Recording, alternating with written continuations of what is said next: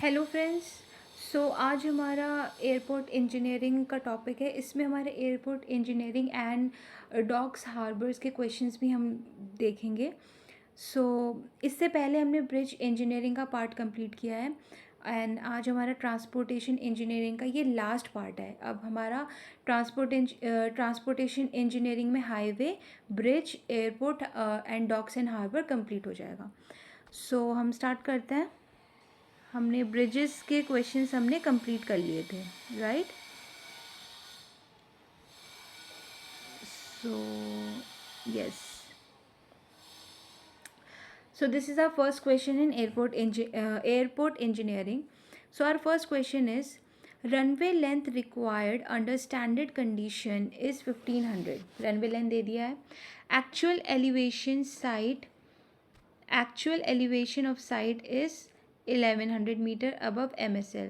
runway length corrected for altitude के लिए पूछ रहा है ये बस। Okay, so correction for altitude हमें पता है क्या होता है। अगर हम वैसे देखें, correction for elevation is how much? It is 7% per 300 meter elevation, right? So 7/100 per 300 metre, और एलिवेशन कितना है हमारा? इट इज़ गिवन 1100 पर 300 मीटर के लिए and runway length is 1500।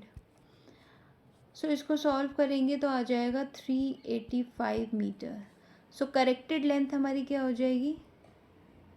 Correct length is 1500 plus 385 which is around 1885 meter.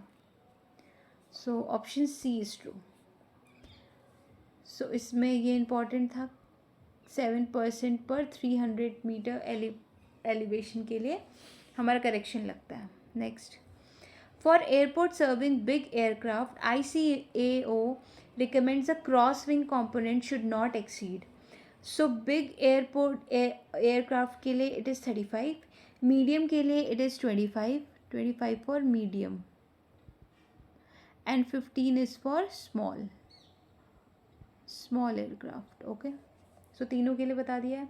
Next, in normal landing condition the aircraft should come to stop within dash percentage of the landing distance, so 60%।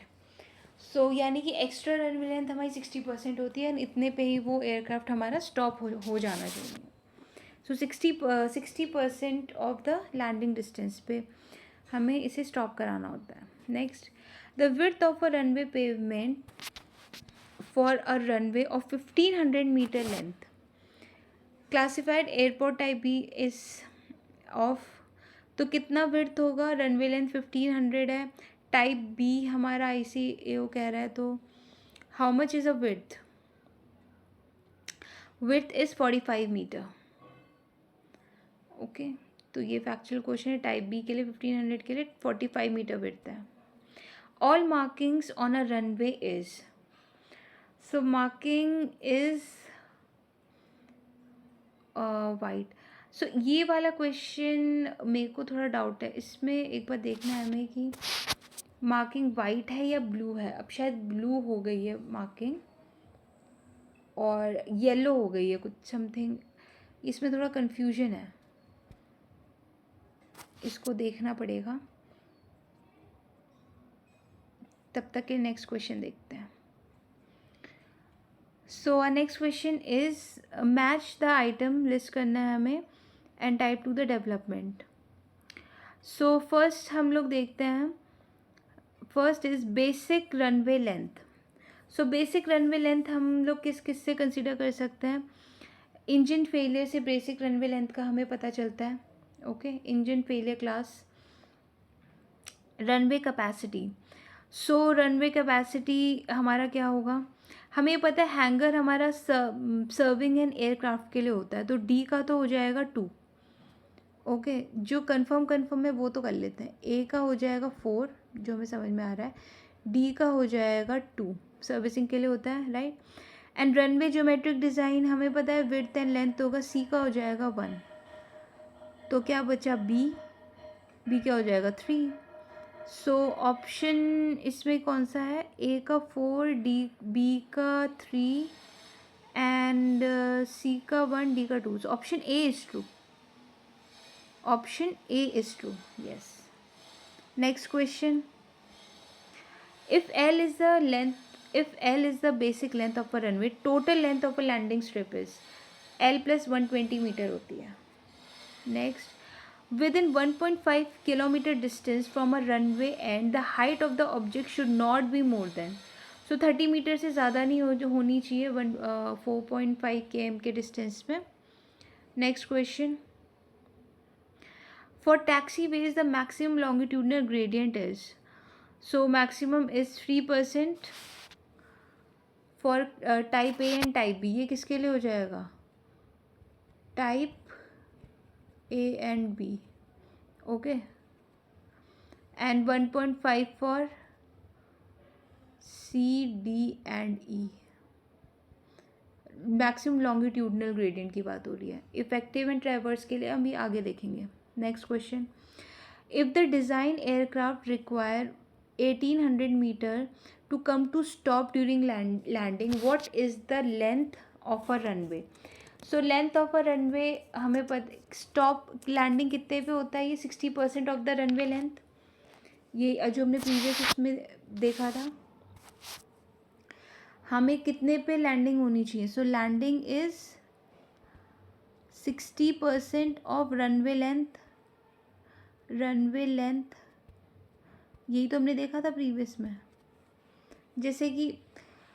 जैसे runway length suppose इतनी है runway length. सो इसके 60% पे यहाँ पे plane stop हो जाना चाहिए. ये प्लेन यहाँ पे स्टॉप हो जाना चाहिए यहाँ पे. ओके. यहाँ पे इससे आगे नहीं. सो ये क्या बोल रहा है? हमें लेंथ ऑफ लैंडिंग पूछ रहा है.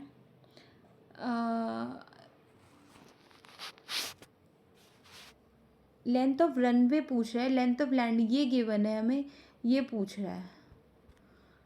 So length of landing 1800 is equals to 0.6 times of runway length. Runway length. So ये इधर चला जाएगा तो ये कितना आ जाएगा? It is 3000 metre runway length.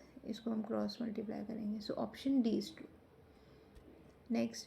The area adjacent to the terminal building intended for loading and unloading. सो ये क्या होता है हमारा? It is apron. एप्रॉन होता है जहाँ पे लोडिंग अनलोडिंग होती है. Next. The monthly mean maximum daily temperature and monthly mean average daily temperature हमें गिवन दे दिया है यहाँ पे. एयरपोर्ट रेफरेंस टेम्परेचर हमें निकालना है. सो एयरपोर्ट रेफरेंस टेम्परेचर हमारा क्या हो जाएगा? So average monthly mean maximum. So ये आ जाएगा एवरेज या monthly mean plus maximum minus average by 3. Okay. Average कितना है? 40 प्लस 49 माइनस 40 बाई 3. सॉल्व करेंगे 43 डिग्री सेल्सियस आ जाएगा temperature. Option is true. Next important formula this.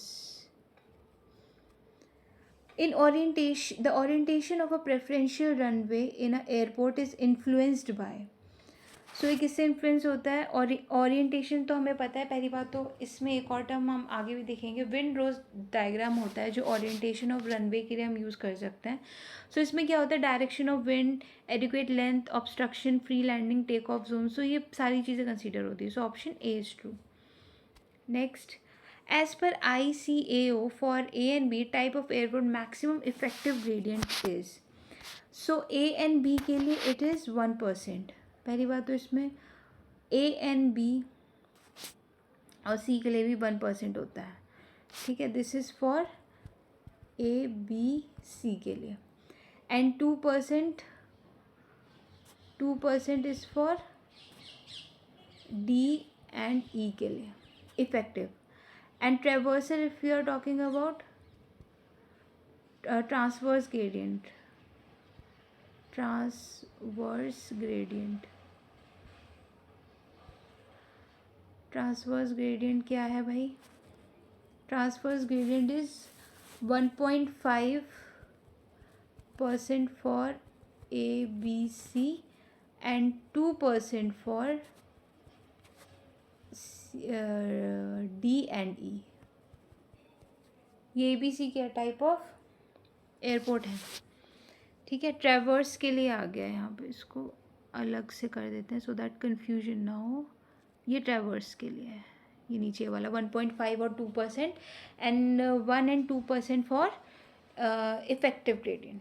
Longitudinal gradient हमने previous question में देख लिया है.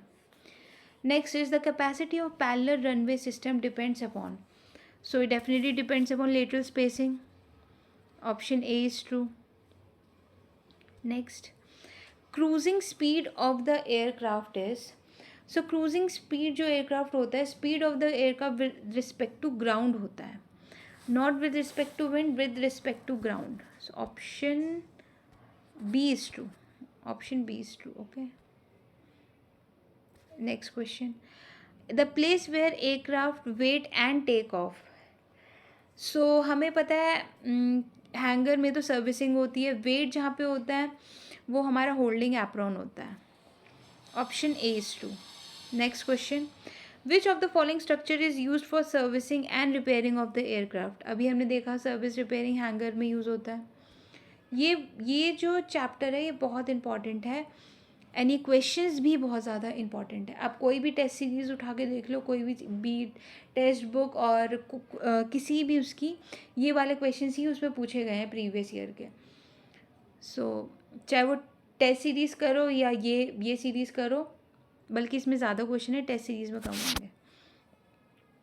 सो next question, Beaufort scale is used to determine.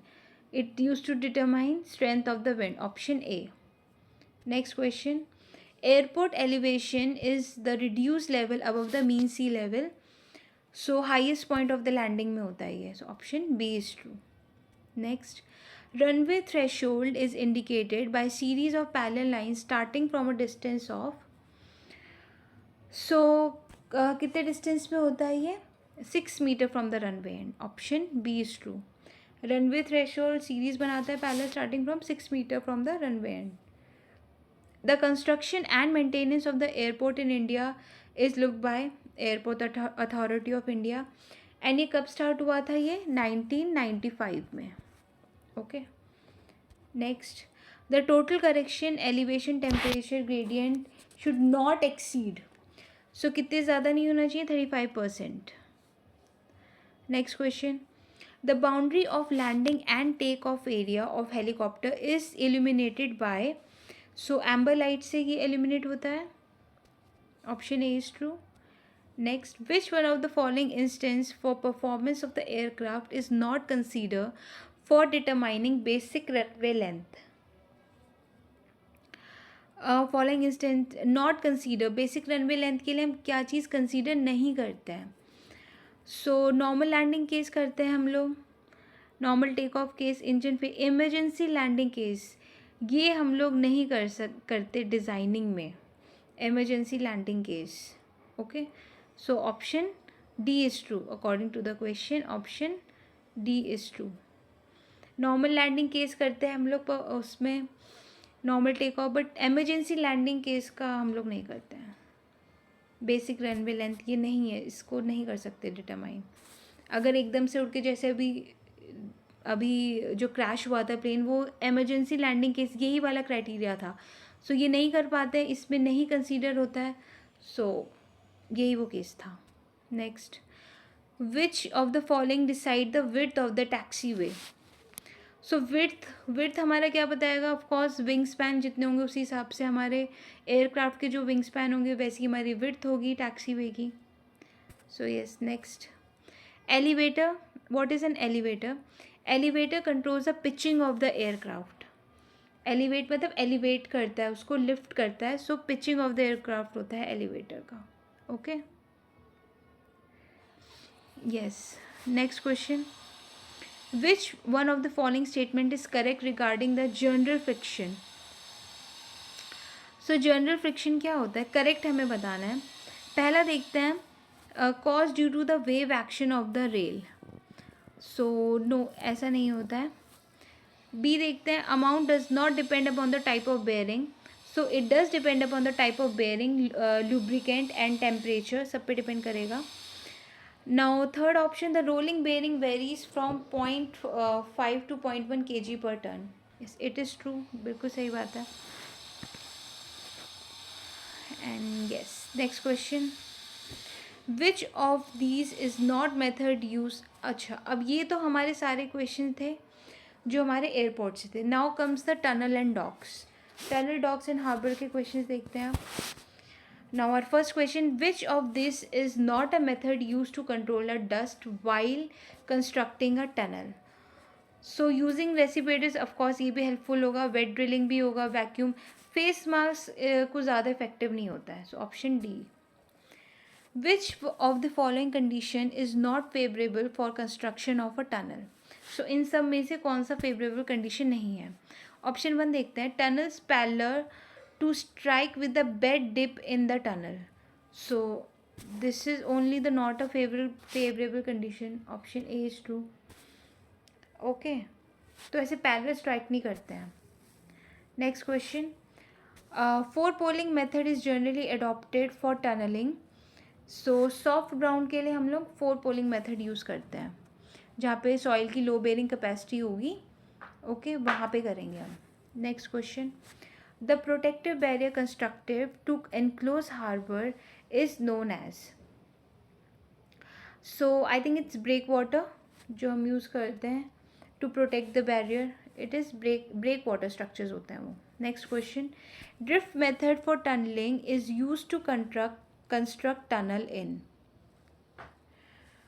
Okay, so drift method हम लोग यूज़ करते हैं, tunnelling is use to construct a tunnel इन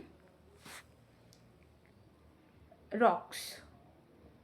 कहाँ पे यूज़ करते हैं हम लोग ड्रिफ्ट मेथड? रॉक्स में यूज़ करते हैं. Next question, so our next question,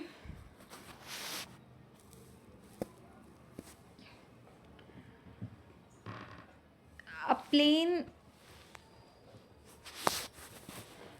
ये इसका ये कुछ अलग था. नेक्स्ट क्वेश्चन देखते हैं, इसको बाद में देखेंगे. What is the purpose of providing spillway in a harbour. Spillways हम लोग क्यों यूज़ करते हैं? So spillways are use in repairing and building of the ship. अगर हमें रिपेयर करना है, बिल्डिंग ऑफ शिप करना है, तो हम स्पिलवेज यूज़ करते हैं, जो स्ट्रक्चर होता है. Option C is true. Next, minimum thickness of a tunnel lining is. So minimum thickness is 230 mm. Okay, thickness किसका बना होता है? ये प्रीकास्ट कंक्रीट का होता है. So it is 230 mm. Next question, what is a correct sequence for rock tunnelling. So rock tunnelling का correct sequence क्या होगा?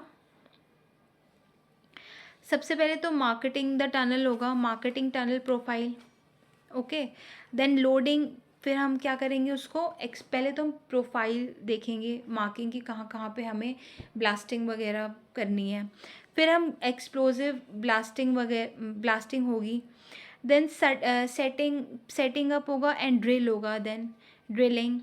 आफ्टर दैट हम चेक करेंगे कि कहीं कोई मिस फायर तो नहीं हुआ है, या कोई ऐसा ब्लास्टिंग है जो ब्लास्ट नहीं हुआ है. Okay, so first is 1 and then blasting is 2 and then 6 setting up and drilling, then third is checking misfire. After that हम जो फाउल गैसेस होंगी उसको रिमूव करेंगे. देन 5, फिर उसके बाद मकिंग करेंगे and then 7 is grouting. So option D is true. ये सीक्वेंस होता है इसका. Next question, which ventilation system is suitable for tunnel longer than 4 to 5 km. So which is suitable? Transverse airflow ventilation system is suitable. Next, a channel or free flow tunnel leading water to the forebay or pressure tunnel leading water to the surge tank is called. Okay, free flow channel है, water कहाँ lead कर रहा है? फोरबे पे. और pressure tunnel lead कर रहा है सर्ज टैंक पे. सो ये हेड रेस टनल होती है. It is what? Head race tunnel. अब टेल रेस टनल भी होती है. इसमें जो वाटर वे होता है, they are discharge from turbine to a suitable point जहाँ पे डिस्पोज और स्टोर होते हैं. सो टेल रेस वो होता है. Next, which of the following method is not category in the tunnelling method? सो कौन से मेथड टनलिंग मेथड नहीं होता है? सी ring and drilling method tunnelling method होता है, साइड ड्रिफ्ट मेथड भी होता है, ग्रूव मेथड भी होता है, and pressure and pump method नहीं आता है टनलिंग मेथड में, ये नहीं आता है। फुल फेस मेथड होता है। फुल फेस मेथड हमने अभी प्रीवियस क्वेश्चन में देखा है, वो कहाँ होता है? जहाँ पे स्मॉल टनलिंग होती है, जहाँ पे हमें एक साथ टनलिंग करनी पड़ती है पूरे फेस की, that is a full face method. Next, in order to maintain a desired shape of tunnel, the cross section of a tunnel must be checked at the regular interval. अगर हमें desired shape चाहिए तो कितने interval पे checking होती है? 2 to 3 metre. Okay, next question, in case of long tunnel the drainage system consist of sump well which are located at regular interval of long tunnel में। So drainage system कितने interval पे लगाते हैं हम लोग? They are located at 300 to 500 meter. Next question, which of the following method is suitable for construction of large size railway or highway tunnel? So large size की बात हो रही है, so obviously full face तो नहीं होगा क्योंकि वो तो स्मॉल के लिए होता है, तो ये क्वेश्चन चला गया। 4 पोलिंग मेथड हमारा सॉफ्ट सॉइल पे होता है, तो ऑफ कोर्स लार्ज साइज में सॉफ्ट सॉइल मेथड, तो सॉफ्ट सॉइल जो होगी वहाँ पे लार्ज साइज टनल में तो नहीं होगा, तो ये भी रॉन्ग हो गया। सो केस मेथड और अमेरिकन मेथड में केस मेथड होता है for large size railway and highway tunnel में। ओके, केस और आर्मी मेथड भी हमारा स्मॉल लेंथ के लिए होता है। Next, in tunnelling work most economical method for concreting is. Most economical method अगर हम देखें कंक्रीटिंग के लिए तो ये हमारा कंक्रीट पंप्स होता है। इकोनॉमिकल मेथड के लिए कंक्रीट पंप्स यूज़ करेंगे। Suppose you are using a full face method to construct a tunnel. See, ये फुल फेस से कितने सारे क्वेश्चन आ गए। अगर हम इससे प्रीवियस वाला क्वेश्चन भी देखें, उसमें भी हमारा एक फुल फेस ऑप्शन था। सो इफ़ वी नो कि फुल फेस मेथड होता क्या है, सो हम एलिमिनेटिंग ऑप्शन से भी अपना आंसर निकाल सकते हैं। सो हमें पता है फुल फेस मेथड क्या होता है। सबसे पहली बात तो ये शॉर्ट के लिए यूज़ होता है, शॉर्ट लेंथ के लिए। सो क्या क्वेश्चन क्या है? Suppose you are using a full face method to construct a tunnel, first operation क्या होगा उसमें? सो फर्स्ट ऑपरेशन क्या होगा कि हम लोग करेंगे excavation being done along the perimeter. So perimeter के अलोंग एक्सकेवेशन होगा क्योंकि एक साथ होना है, स्मॉल साइज होगा। सो इसमें ऑप्शन बी सही है, excavation being done along a perimeter. Outer की तरफ का होगा, इसलिए तो इससे होगा along a perimeter. The sea remains covered with streaking foam when the nature of a wind is. So when it is hurricane. Next, a dock parallel to a seashore is called. अच्छा, एक ऐसा dock which is parallel to a sea shore, it is a quay. इसको क्या बोलते हैं? Quay. So dock parallel to a sea shore is a क्वेरे।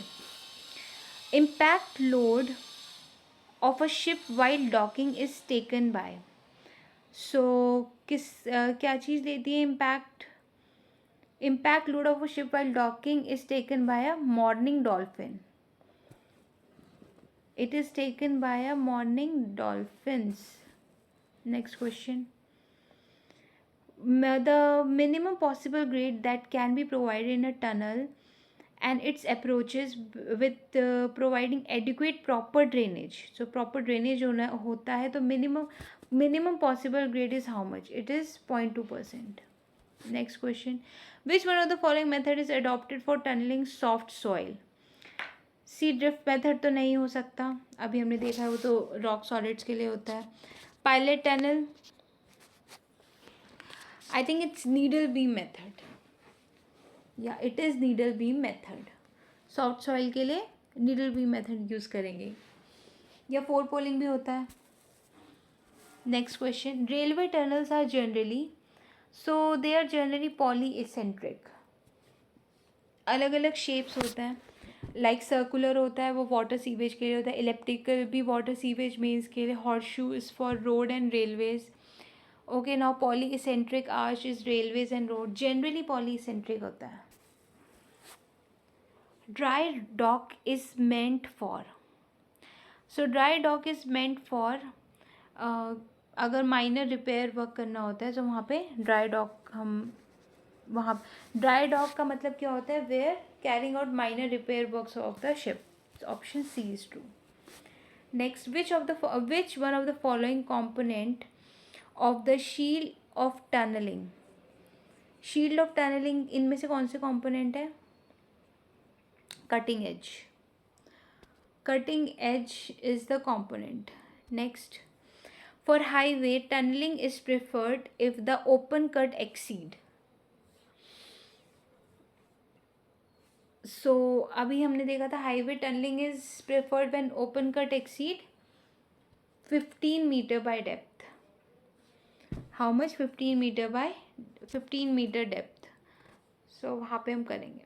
Next, in compressed air tunnelling the volume of free air is provided.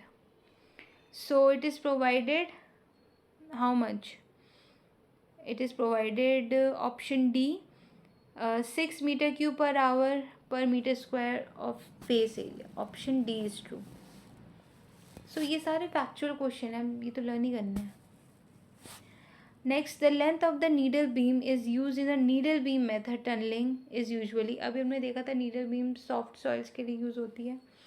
And length कितनी होती है needle beam की? It is around 5 to 6 meters.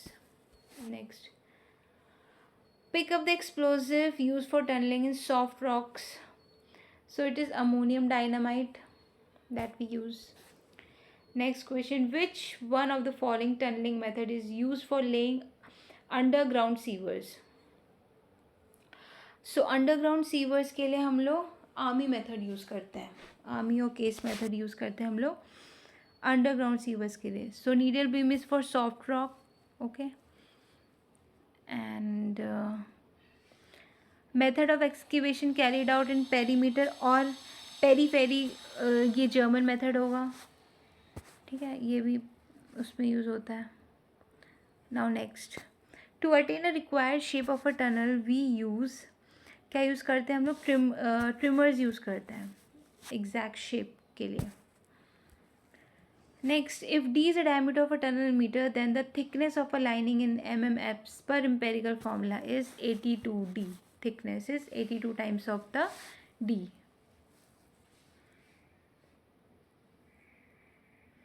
Next question.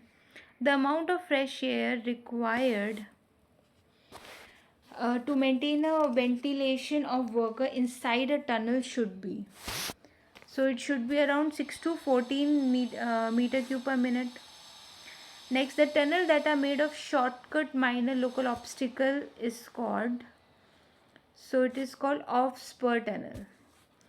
Shortcut minor local obstacle, off-spur tunnel.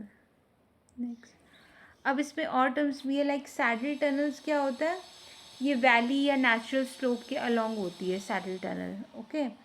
And spiral tunnel भी एक option है. ये it is use to have ascent steep hills में use होती है ये. तो ये स्टीप हिल्स में ये हमारी यूज़ होती है नेचुरल वैली, नेचुरल स्लोप के लिए saddle tunnels. Next, NATM method for tunnelling is suitable for. So it is suitable. Option A देखें, subway construction, abnormal geological conditions. Option C, soil medium of shallow depth. Option D, tunneling large section difficult on the ground. So for all 4 methods के लिए use होती है. Option D is true. Next, which one of the following shape is suitable for the construction of tunnel in non-cohesive soil? Non-cohesive soil की बात कर रहा है, so it is circular. Circular use करते हैं आइडली. मोस्ट डिज़ायरेबल शेप तो it is circular. Rectangular shape हम use करते हैं for hard rocks. Okay. And horse shoe is soft rocks suitable for carrying sewage and etc. Next, in the offshore region at a particular harbor facility, then oscillating wave train approaches wavelength is 80 meter. The mean sea depth, where the mean sea depth is 30 meter. What would be the velocity of the individual wave? एक relation होता है, हम check करते हैं depth is less than wavelength by 2. So if अगर ऐसा है तो velocity is equals to √GD. Okay, so depth is how much given, 30 metre, wavelength is 80 meter. So yes, the depth wavelength by 2 is 40 meter. So depth is less than wavelength by 2, it is true. So V is equals to √9.81 into D is 30. Solve करेंगे 17.15 metre per second. Option A is true. So ये relation देखना है हमें. Next question, which of the following advantage are correct regarding polycentric shape of the tunnel. So first statement क्या है, it can be conveniently used for roads and railway traffic. बिल्कुल सही. Number of center and length of the radii cannot be fixed. So it is fixed. तो ये wrong हो गया. It can resist external and internal pressure due to arch action. It is also true. So option 1 and 3 is true. So option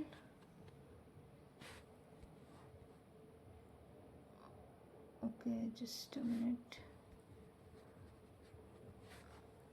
So option C is true, 1 and 3.